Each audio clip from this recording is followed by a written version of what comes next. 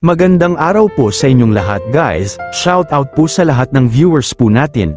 Welcome back sa channel ko, kung saan usapang relasyon, respeto, at real talk ang bida, at ngayong araw, may kailangan tayong sagutin na isang komento na, medyo pasabog ang dating.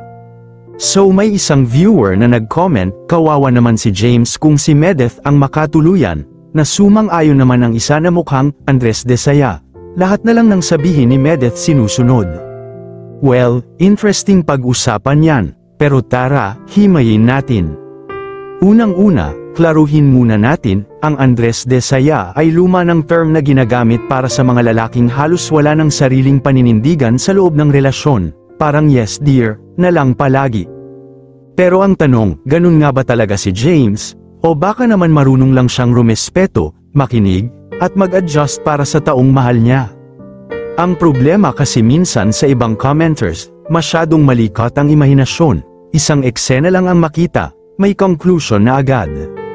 Hindi natin alam ang buong dynamics ni na James at Medeth, malay natin, may times din na si James ang nasusunod, or baka may open communication sila na hindi lang nakikita sa labas.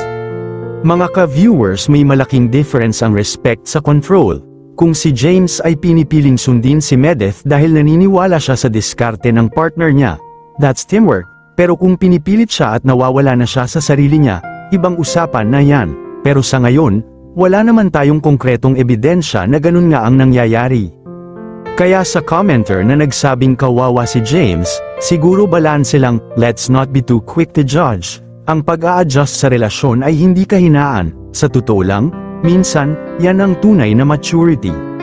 Kaya ikaw, ano sa tingin mo? Si James ba ay sunod-sunuran, o isa lang siyang lalaking marunong magmahal at umunawa? Comment below. Gusto kong marinig ang side nyo. Don't forget to like, subscribe, and hit the bell icon for more real talk like this.